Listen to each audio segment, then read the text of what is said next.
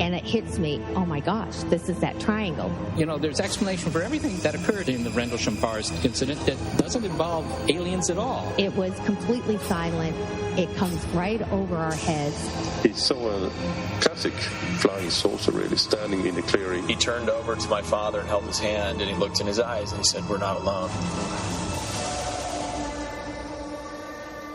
Welcome to Podcast UFO for our live show.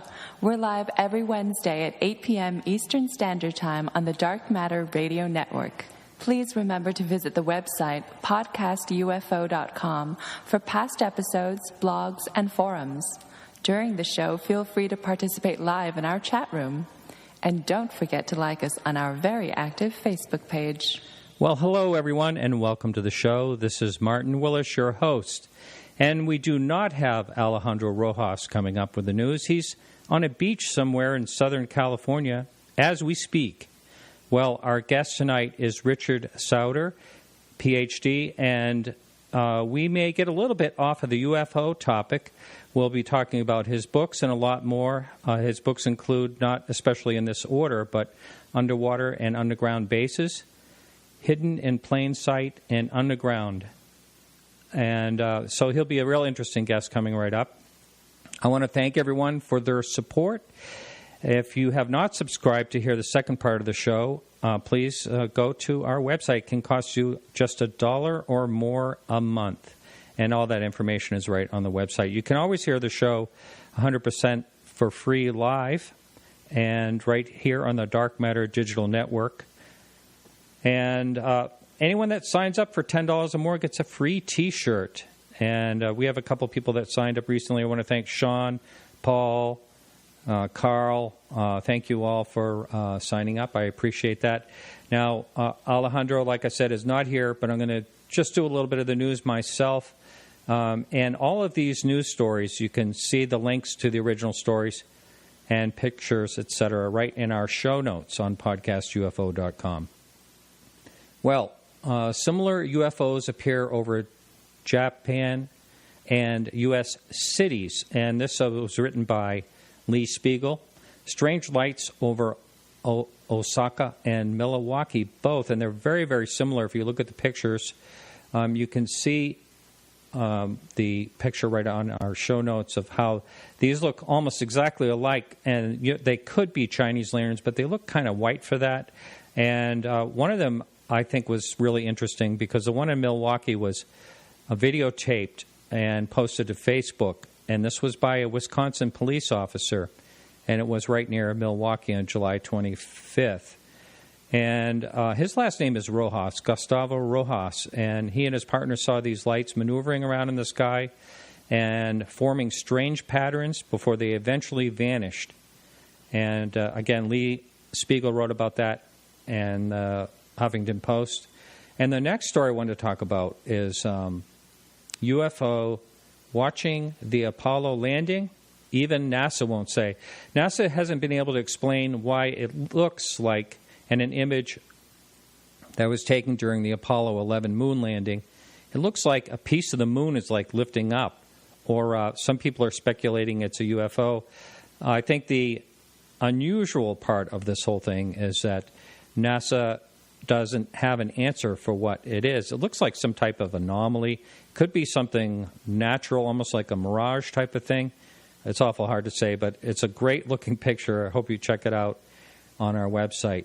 And another story I think is really interesting is a new cave was found with paintings that look like UFOs and look like aliens, and this was discovered in India. And there's also some like ancient code, and that's 10,000 years old, they're speculating. And if you look at those pictures, it looks just like a craft with like a beam coming down, and it sure does look a lot like aliens. I'm not really sure what they are, but it's a great article, and you can see again that's in our show notes. And so that is about it for what I have. And Alejandro Rojas will be back next week, and we'll be doing the news per usual right here.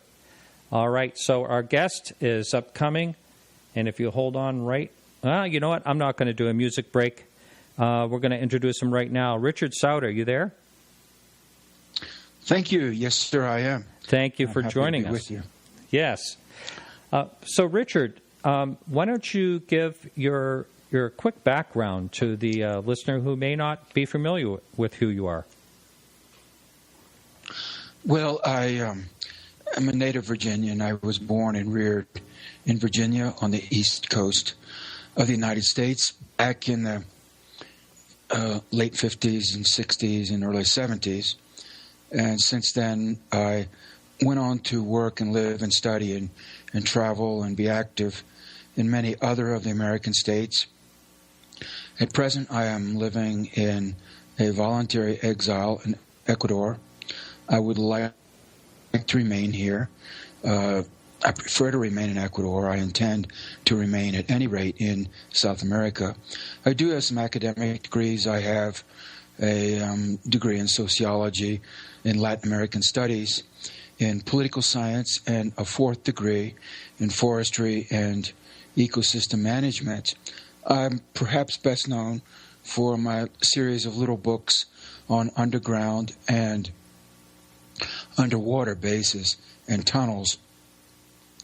And in recent years, I have a blog called Event Horizon Chronicle.blogspot.com. That's Event Horizon Chronicle.blogspot.com. And my blog is very widely read, more widely read than I would have expected when I started it. But there's quite an international following and a very solid plug of thousands of people in the United States also who read my blog.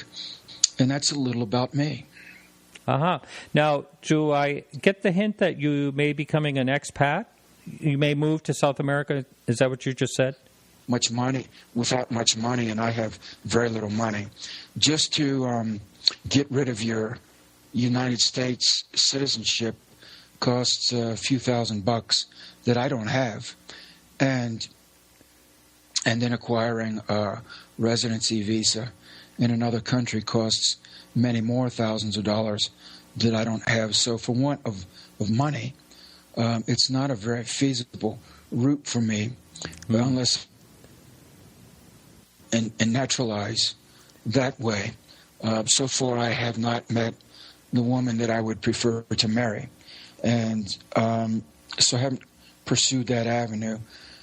There's more than one way to skin a cat, but yes, if I were financially able, I would actively be furthering the expat agenda. As it is, I am making my way with very little scratch. It's been a struggle, but here I am. Yeah.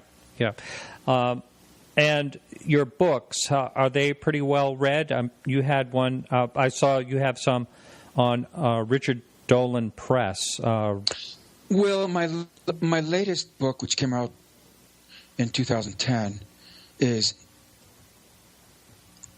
Hidden in Plain Sight, Beyond the X-Files, which deals with the underground and underwater base policy area or reality, and that's with Richard Dolan Press. And then I have my two earlier books, Underwater and Underground Bases, and then my first little book is called Underground Bases and Tunnels, What is the Government Trying to Hide? And those are being handled by Adventures Unlimited Press in Illinois. So, and all of those books can be accessed from my website. Those who go there can find the book covers on the right-hand sidebar and just click on them. Mm-hmm. Mm-hmm. Now, one of the people I've wanted to get on the show for a long time, or someone I wanted to get on the show, I should say, is someone that could talk about USOs, the unidentified submerged objects, because that's been kind of a fascination of mine. And I'm sure with these underground bases, does any part of that touch on the USO? Well, not directly, but the book that first attracted a lot of attention to that subject was written by the late American biologist Ivan T. Sanderson, and was entitled Invisible Residents. He goes into that subject in that book and talks about the many unidentified submarine objects that have been seen all over the world for years. One of the places in the United States where a lot of that activity has been observed is in Lake Erie, in the Great Lake region.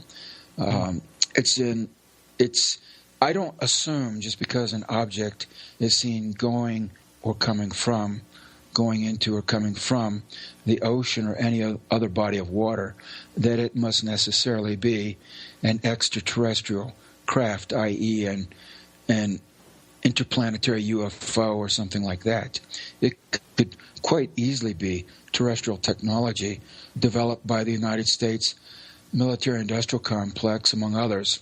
In the case of Lake Erie, the geology under a lot of that area, under the Great Lakes region, is actually pretty favorable for tunneling and making underground installations, that is, and also underwater, beneath the Great Lakes themselves.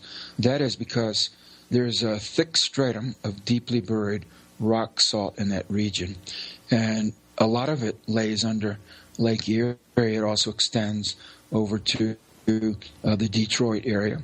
Detroit is actually built over a massive, very deep underground working salt mine that's been down there for the better part of a century. Now, in the case of Lake Erie, there are actually mines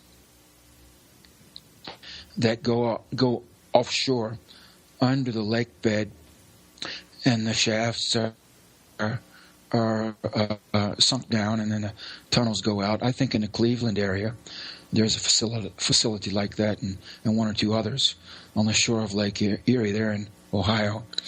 And what I'm telling you is you don't need to have extraterrestrial interplanetary technology to make tunnels and openings that would be capable of accommodating human beings, for example, in a breathable atmosphere. You can do it with off-the-shelf 20th century mining technology, and in fact that was done, and those mines are there. So it could be that either the military, United States military, or some other secretive organization or corporation made facilities under Lake Erie. Now, I believe the stories that I've been told about objects coming and going from Lake Erie, and I believe also that Ivan T. Sanderson mentions this in his book, Invisible Residents. Well, this activity has been going on for years. It's not just a one-time thing. I strongly suspect there are facilities beneath the lake bed of Lake Erie, down in the sub-lake bottom geological strata. Exactly who is down there and exactly what they are doing, I do not presume to know. But I know the geology is favorable for tunneling there. Rock salt is comparatively easy to excavate and tunnel out. And in the case of a covert government operation, they could just take the rock salt and sell it on the market through a front company and recoup some money or earn a few $1 million of extra black funding. So that wouldn't be difficult to do from the standpoint of modern mining technology or civil engineering technology. And the same goes for the Detroit area and running over underneath a fairly large region in that part of North America. Now, I remember hearing something about some type of base, or it was talked about a lot off of the coast of Florida. Has any of your research looked into anything about that in particular? Well, which coast are you talking about? The Atlantic coast or the Gulf Coast? I thought it was the Atlantic coast, but I'm not sure. Toward Bermuda or something. Well, if it were toward Bermuda, that would be actually further off than just the continental shelf. Bermuda's about, 400 miles off the coast. It's several hundred miles out to sea. Mm-hmm. That whole area, though, whether you're talking about the continental shelf of North America or on the other side of the Florida Peninsula in the Gulf, the technology certainly exists to make underground or undersea facilities. I talk about this in my second and third book on this topic, in Underwater and Underground Bases, and then in Hidden in Plain Sight Beyond the X-Files. The technology to do this has been around since at least the mid-1960s. I was told by one of my sources who went silent on me after the 9/11 attacks in 2001. But before that happened, he was telling me about an installation that Parsons has ostensibly made in the Gulf of Mexico. He believed it was in the somewhere in the eastern or northeastern Gulf of Mexico. He worked with a mining company that provides a certain kind of life support system that is only used in deep underground excavations. In the case of this particular project, he was told that the equipment was for use in a facility in the northeastern Gulf of Mexico or the eastern Gulf of Mexico. And because that equipment is only used in a deep underground hard rock mining environment, he knew that it had to be used in a sub-sea floor type of environment, because the project was in the Gulf of Mexico, not near to it, but in the Gulf of Mexico. Now, the technology to tunnel out under the seafloor from onshore, or to tunnel out under the seafloor from an island, whether it's a natural island like Bermuda or the Bahamas, for example, has been around for a long time. Or, alternatively, to cut a large diameter borehole right in the seafloor and then sink a large stainless steel sealed tank or pipe into that. It would be large diameter, 8, 10, 20 feet across. Into that with an airlock on it, seal it in there with rapid setting cement, and then through the airlock evacuate all the water that was inside the tube and introduce a breathable atmosphere. Then you can, through the airlock, put in a crew of miners. And also you can put in machinery to excavate under the seafloor with. And from the bottom then of that tube, which could be 50 feet long or 100 feet long, however long you want it to be, it could have living quarters inside it and life support systems. But from the bottom of that, then, you could tunnel out and begin to make a network, and over time you could expand it, keep bringing down more machinery, more personnel. And given even the technology that existed decades ago, you would have been able to make a tunnel system beneath the seafloor many miles long in just a few years. Now, this is all discussed in a document that I obtained from the United States Navy that came out of the China Lake Naval Weapons Station in 1966, entitled The Rock Site Concept, ROCKSITE. And the idea was exactly what I've explained. Under the rock site concept, the plan was to build very large, very deep, manned installations beneath the seafloor, including well out to sea, hundreds of miles out to sea, in which submarines, actual ocean-going military submarines, would come in and dock at berths inside these facilities, and the crews would then have areas for rest and recreation where they could live and work. The illustrations that I came across in my research indicated that these facilities were going to be designed to accommodate 4, 5, 6 large military submarines at a time, and they would come in through huge underwater airlocks, which would be, they'd have to be about 100 feet in diameter. And then the submarines would come through there and would dock way down beneath the ocean.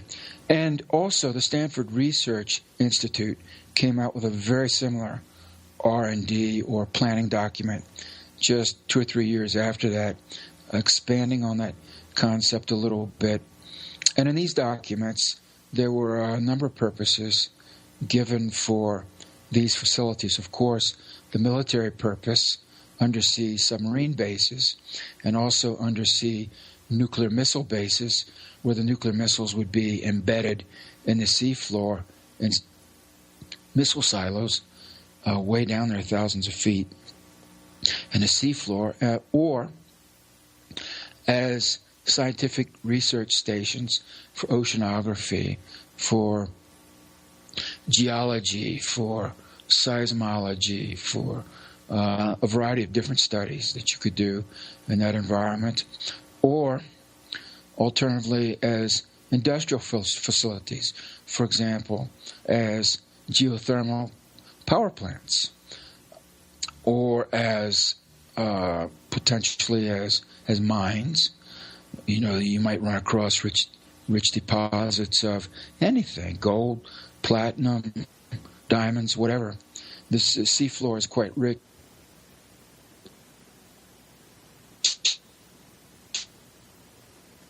in mineral resources, or petroleum wells, oil wells down in these facilities down beneath the seafloor, where oil could be drilled away from the harsh undersea environment, and then the pipeline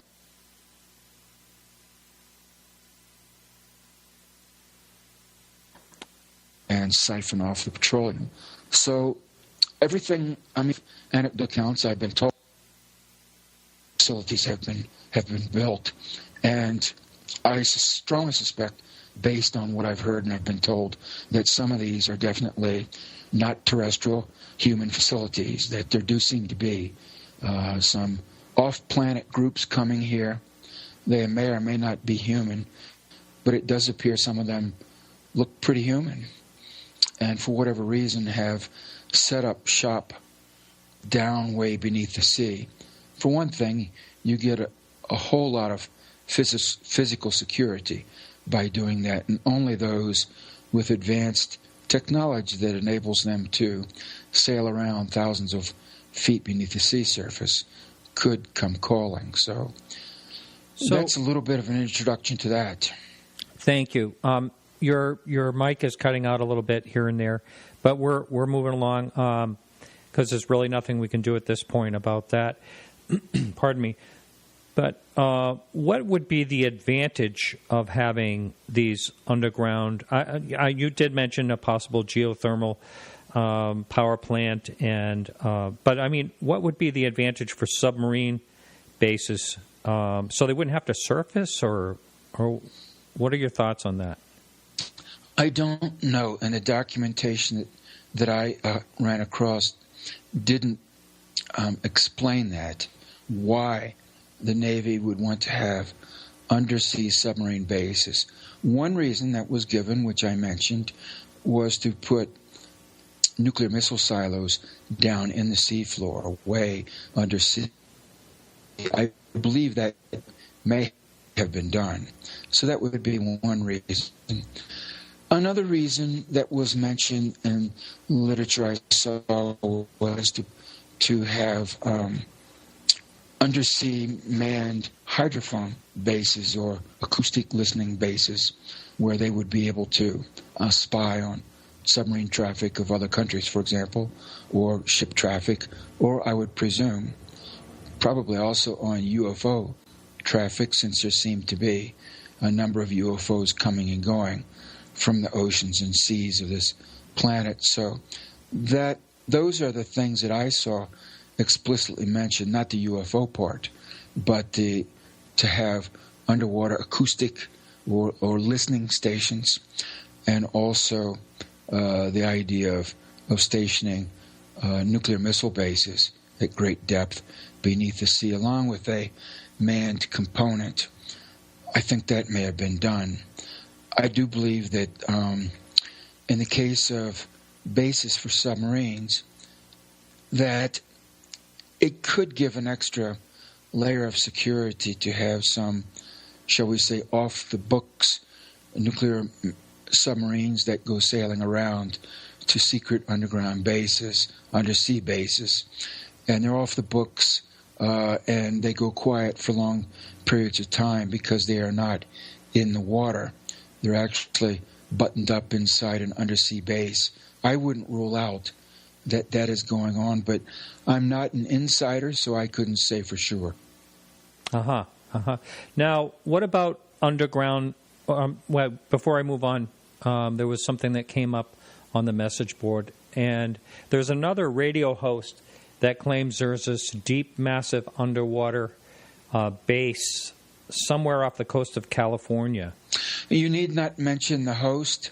I don't think much of the so-called, shall we say, in quotation marks, research that's behind that claim. Okay. I perceive that as pretty well grade A disinformation, whether willful or just down home, not knowing much what you're doing. I couldn't say. But I've looked at those, some of the images that have been posted to the internet. It's allegedly off of Malibu. How very Southern Californian can you get? But to me, it just looked like ordinary geological features. I didn't run across any reference to that in my research. I would, however, say that I do not discount the possibility of undersea facilities off the coast of California. However, the areas that I would look at in particular would be the Monterey area, and further south, Long Beach area, and then going further south, the Channel Islands between LA and San Diego. Those would be the three places that I would most strongly suspect underground bases in the California region. Now, but this thing that's allegedly off of Malibu, I don't think so. Okay. I'm from Missouri on that one. You have to show me. And the alleged proof that's been put out on the internet, I'm sorry, it is not proof of an undersea base there. It just isn't. Yeah, okay. Just for the live listener, if you'd like to call in the show and ask a question, that's 603-967-4030. If you'd like to jump in the chat room, that's right on podcastufo.com. A real easy sign-in for that. Here's a question on the message board. What is your belief regarding Philip Schneider's claim to the underground base at Dulce? Well, let me talk about Philip Schneider a little bit, since he talked about me a little bit before he died. I did speak with Philip Schneider on the phone, and I told him, frankly, the claims that you're making are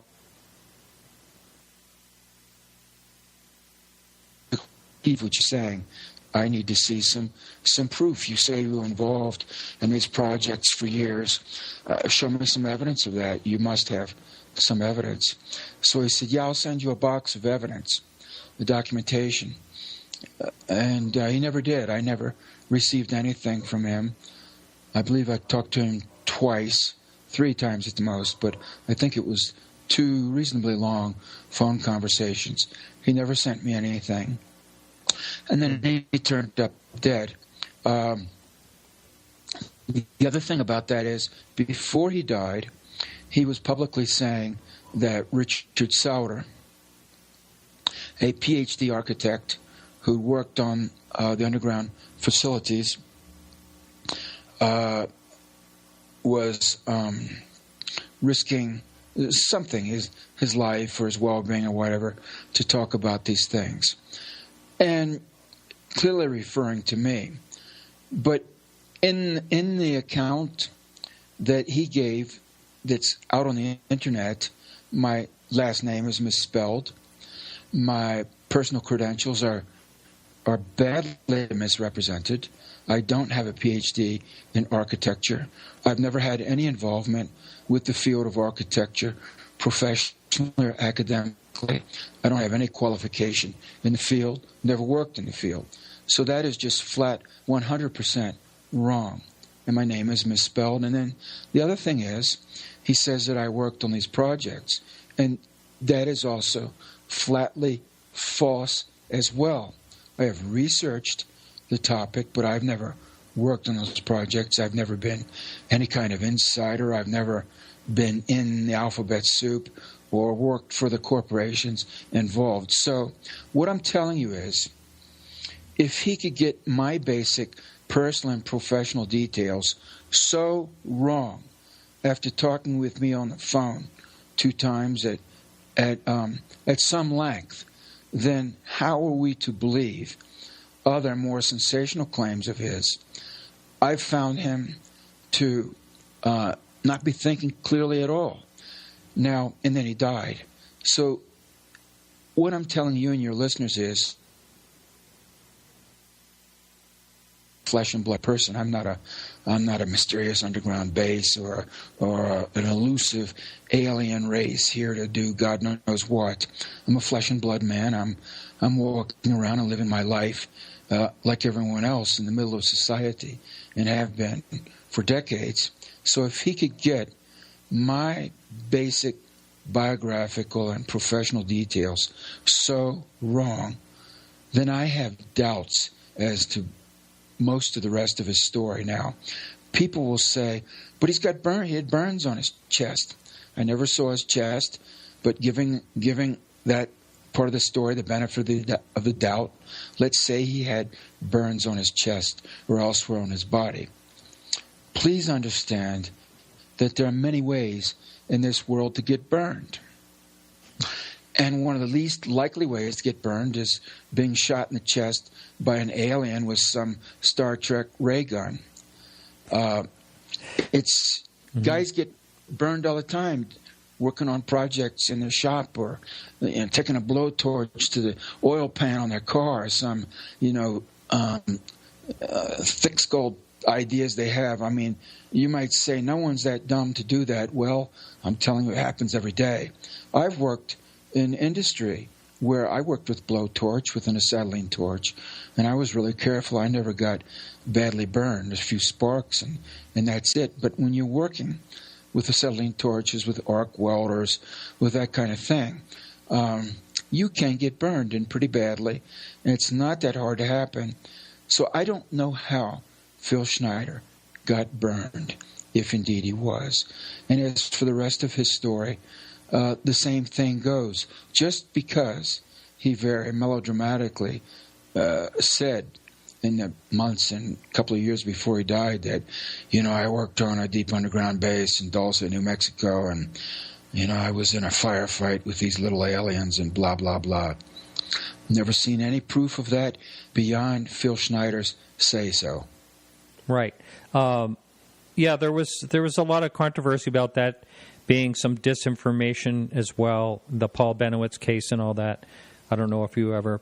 Yes, Paul Benowitz case is very part of that whole disinformation. Paul Benowitz was set up by Richard Doty and other Air Force intelligence operatives at Kirtland Air Force Base in New Mexico. Right. I did have some contact with the Benowitz family. His laboratory, Thunder Labs, was right by the gate of Kirtland Air Force Base, and I used to live out there in New Mexico, so I went to the laboratory and talked with his son. The son was very evasive. By that time, Paul was not very communicative. He was still alive, but he was badly burned mentally and emotionally and psychologically by that whole episode. And He actually produced a map or two of the area just north of Dulce, the Archuleta Mason Peak area, and it is annotated with his markings, geological survey, topographical map. So I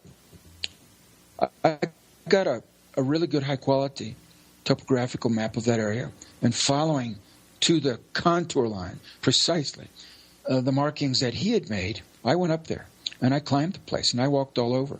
None of what he had indicated on the map was there. UFO hangar doors, ventilation shaft, this and that and the other thing. None of it was there. I did see a great number of perfectly ordinary rocks and pine trees. That whole there's something really eerie about that area of New Mexico. Did you feel that when you were there? Well, the whole state is called the Land of Enchantment. Right. There are underground bases in New Mexico. There are at least two on the Kirtland Air Force Base, Sandia National Laboratory, and Loveless. There's a Loveless medical clinic there who does. They do medical research there, biomedical research, and God knows the fact that it's right there with Sandia National Lab and Kirtland Air Force Base immediately suggests to me that they do black budget research for the military-industrial complex. And then you also have the Monsanto underground facility, which was begun in the late 1940s, initially as an underground atom bomb assembly factory. They actually put atom bombs together down there. New Mexico, in the early years, the Cold War, was a great center for building atom bombs and the first generation of nuclear bombs. Of course, you still have Sandia National Laboratory there and Los Alamos National Laboratory just to the north of there in the Jemez Mountains. And they're both still very actively involved in those kinds of research and design and much more besides. But at that complex just to the southeast of Albuquerque, New Mexico, there is a serious underground component. It has been for many years. I talked to one expert who, when I say expert, I mean someone who really, really knows the field from the inside.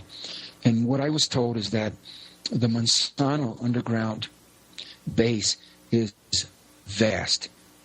I'm not saying it's big. I'm not saying it's large. He told me it was vast. Now, I'm prepared to believe that means that it sprawls for miles, maybe. My impression is, 20, 30, 40, 50 miles, just multiple levels.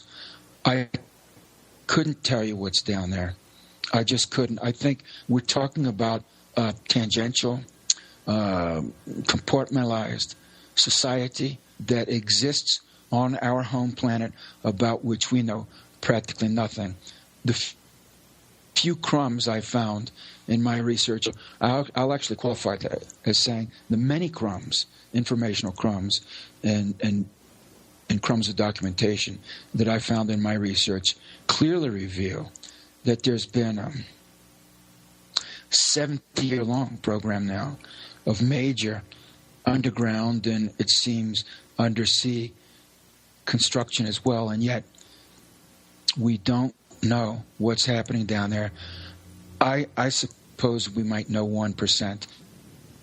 The other 99%. It's so massively funded, so secretive, so large, so high-tech. God knows. We are being played. That's what I'm telling you. We are being played, and we don't even know how badly.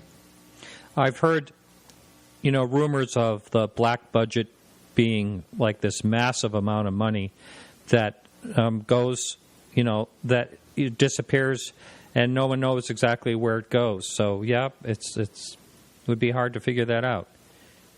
I wanted to, there's a couple of questions up. I want to get to them. And Just a second. There's one back here wondering if... What we do know is that trillion...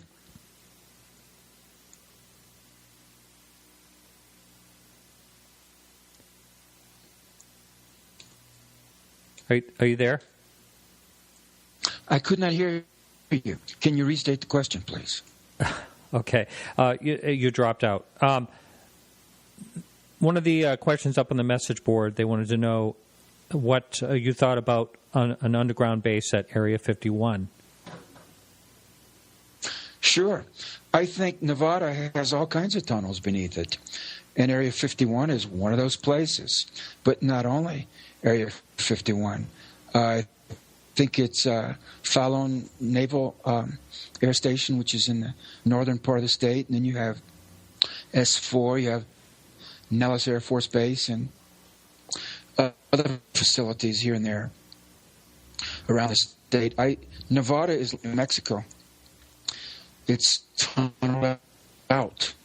It has a lot of military and government facilities, and we don't know what they're doing. I think something like 90% of Nevada is controlled by federal agencies, including large chunks by the Pentagon and the Department of Energy, which work very closely together. I have been told anecdotally that there are massive tunnels running out between Nevada and the desert areas in California. I listen to those stories with interest. I can't prove them. No one that's not on the inside has information about that stuff. So if you're not one of those compartmentalized need-to-know projects, you don't have first-hand knowledge of them. However, if you are on the inside of one or more of those compartmentalized need-to-know projects, you cannot talk about what you know and about what you do. So in some ways, people like me are the closest you get to finding out about that, short of signing your life away and going into that world, which I am not willing to do. But I take seriously these stories I've been told about of massive facilities beneath California and Nevada. You know, there are huge, wide open areas of California that are extremely sparsely populated. You see practically no one when you go out there, and the same is true of Nevada. Once you get outside of Reno and Las Vegas, the rest of Nevada is pretty empty. Actually, most of it is extremely empty. The real action, I believe, or at least a lot of it, is going on underground. And for the purpose of being underground, would that be just for secretive purposes? Is that what you're imagining? Multiple purposes. Secrecy, of course. Well, that's one reason. Secrecy, of course, means that if you're out of sight and out of mind, you can conceal what you're doing from others. What people don't see, they tend not to know about, not to think about. But you would also have physical security. By being underground, you limit the access to these facilities, and so you can carry out your projects with more security. I mean, if it's a weapons project or if you're interfacing with aliens, as I believe is happening in some cases in some of these facilities, then you would be able to keep the idly curious general public away. Other reasons would be for command, control, and communication facilities, for government, for the military, for industry. Other reasons for some of these facilities is the storage of commodities or the storage of archival records. Government and industry produce reams of records. For computing facilities are underground. One of the most famous ones that's publicly known is, at least semi-publicly known, is beneath the NSA headquarters in Laurel, Maryland. And then, if the stories believed, there are also highly secret transportation nodes and transportation networks underground for use, not by the general public, but by this very secretive, highly compartmentalized world of the military-industrial espionage complex. So those are some of the reasons. I'm sure there must be others. Do you know anything about Pine Gap in Australia? Well, it's real. It's a large facility, high tech, very deep. It's in the region, in the area of the small town of Alice Springs, which is out in the Australian outback, almost exactly in the geographic center of Australia. It's way out there, and that part of Australia is like Nevada and the desert areas of California. It's very thinly populated. There's almost no one out there. Now, the facility at Pine Gap is an American facility, notwithstanding that it is located in the middle of nowhere, in the middle of Australia. It is controlled by the Americans and not by the Australians. It is run by the Americans and not by the Australians. The NSA has a major presence at Pine Gap. I believe, based on what I read, that the CIA is there to a degree, and also the National Reconnaissance Office and perhaps other agencies and organizations that we don't know about, but it's been there for many years. Its ostensible public function is as a satellite downlink or uplink. The Americans have a lot of spy satellites, and so do the British. And they have ground stations where they communicate with their spy satellite network, and that's one of them. It's in the southern hemisphere, and so it has a strategic location on the other side of the planet from the United States and in the southern hemisphere. It's a working base. It's a high-tech base. It's very secretive. The stories about it are that it has deep underground levels, massive deep underground levels, and I believe those stories. One of the things that has come up earlier in one of my shows was Wright-Patterson Air Base, that there's a massive underground facility there. Did you look into that one? Well, from what I've seen, yes, of course, Wright-Patterson is an Air Force base in Ohio. It's been there for many years. The Roswell story, at least in some of the iterations, goes that the little alien bodies and some of the UFO debris collected from so-called UFO crash at Roswell, which was not at Roswell.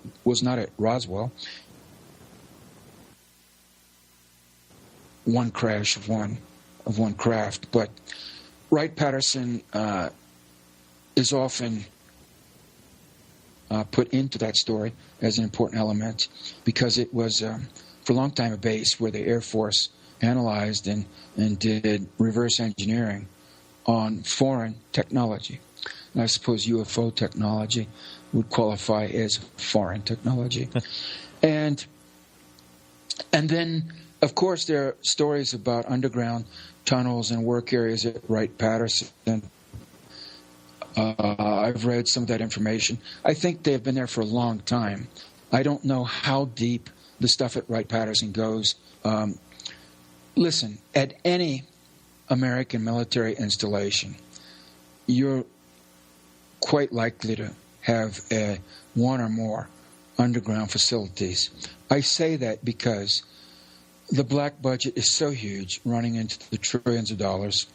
The document trail I found is so extensive, indicating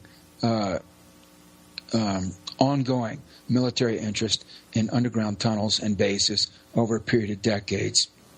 And the secrecy and compartmentalization in the black budget world of the military-industrial complex is so extensive that I don't rule out at any American military facility the possibility of a serious underground component, no matter how shabby and run down things may look on the surface. That is what my research strongly indicates, and so there could be a major deep underground facility at Wright-Patterson. The documentation I have seen suggests more modest, more shallower, closer to the surface tunnels and work areas. But that was from stuff from decades ago, and the technology that's around today permits construction at a very deep level. So I wouldn't rule anything out where Wright-Patterson is concerned, or any other American military facility. Right. It's amazing these machines they have for actually tunneling underground that can be 60 feet wide, I think it is, and it can go through bedrock, anything. Pretty amazing what they can do right now. Yes, they can. The largest of these machines are just gargantuan. They're breathtakingly huge, and it's hard to believe that machines with that power, with thousands of horsepower, can just chew their way through solid rock hundreds or even 1,000, 2,000, 3,000 feet underground. But that is the state of the technology and has been for decades.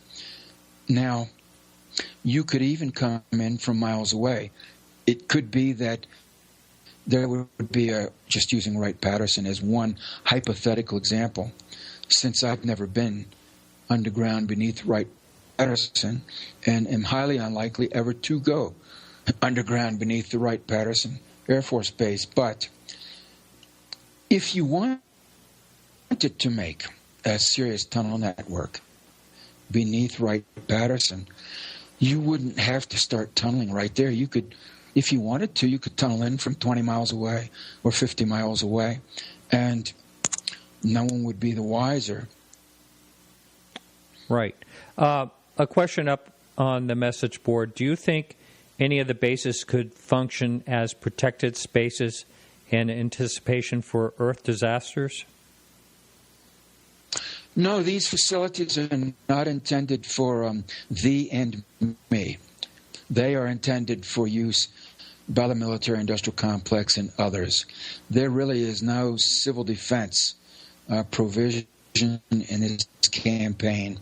You are dealing with a compartmentalized parallel reality there that is does not have your best interest at heart. And I say that, or mine, because it is sucking money out of the economy by the trillions of dollars, money that we all need and could use for all kinds of things, productive uses. So right there, we are being robbed without our consent. Robbery is always a crime. It's always a violation of the other party's dignity, human rights, and civil liberties.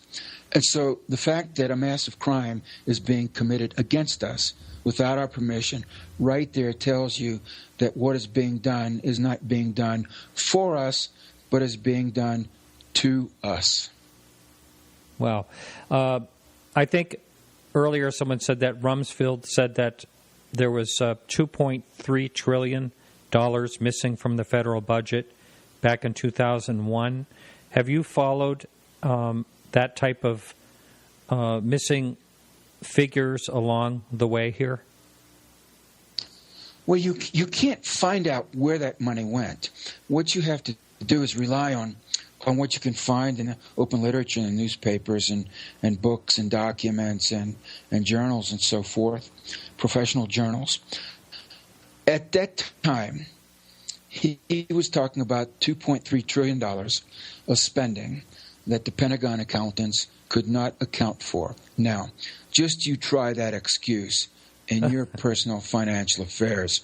You know what? It's true. There's $86,000 missing here, and the figures don't add up. But I'm on it. I'll let you know as soon as I have an answer for what's going on here, which has been the Pentagon's way of handling this. Only it's so much worse. We're talking about multiple trillions, and that was 15 years ago. We do know that it's gotten even worse, and I'll tell you how. You can look at And it's not limited to the Pentagon. The Pentagon is just one appendage of what is going on. This is actually a global program. Something real big is going on this planet, beneath this planet, and above this planet, or off this planet. It's costing trillions of dollars. When you see that the Federal Reserve Bank, for example, is undertaking what it calls quantitative easing,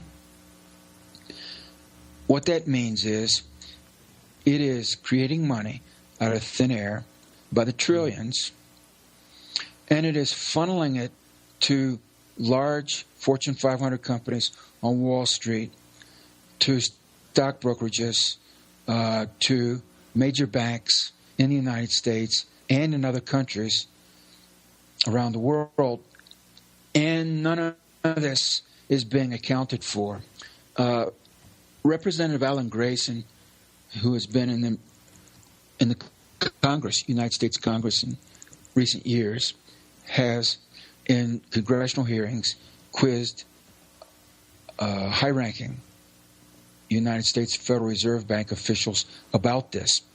I've written about this on my blog and a couple of my blog postings. In one case, he was grilling the Inspector General for the Reserve, who's, investigating the spending of the Federal Reserve falls under her purview. And she pled ignorance. There were a number of trillions of dollars that she could not account for in congressional testimony, and essentially was telling the congressman, I don't have those details immediately to hand in front of me right now, but let me get back to you. Well, let me tell you, if it's a question of trillions of dollars being spent, wouldn't you be able to say something about it? I mean, you can tell me if you spend $20 for something, what you spent it on.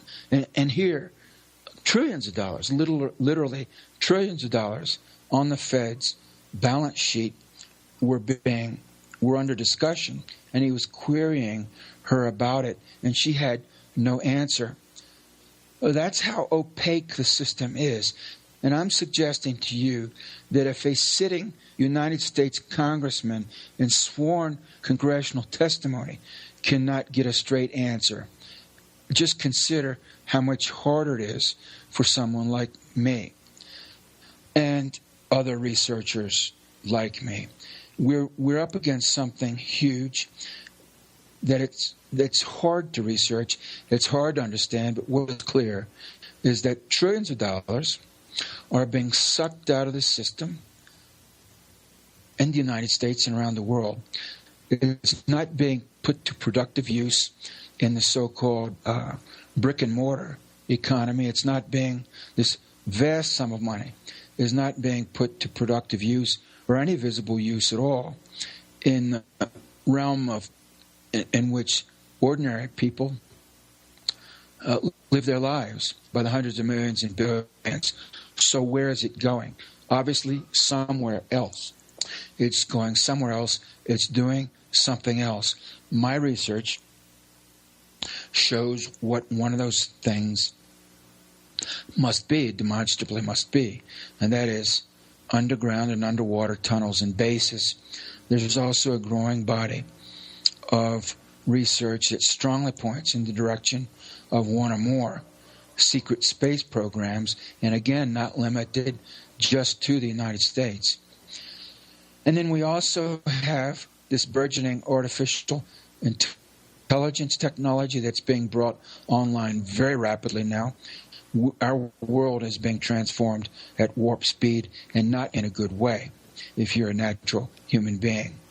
And then there's also genetic engineering and cloning technology going on. There are anecdotal stories from the Krista Tilton Dulce-based stories from years ago in the 1980s, for example, that allege there are these high-tech secret underground laboratories, as at Dulce, according to one iteration of the Dulce story, Dulce-based story, in which beings are cloned. Okay, that's it for Hour 1. We're going to be talking about all different types of subjects way off the UFO topic in Hour 2. And if you'd like to listen to Hour 2 from here on out, it would only cost you $1 or more a month. You can get that information right on podcastufo.com and sign up at Get Joy Ride. And thank you for listening to this part of the show, and we'll be back next week. Remember, keep your eyes to the sky.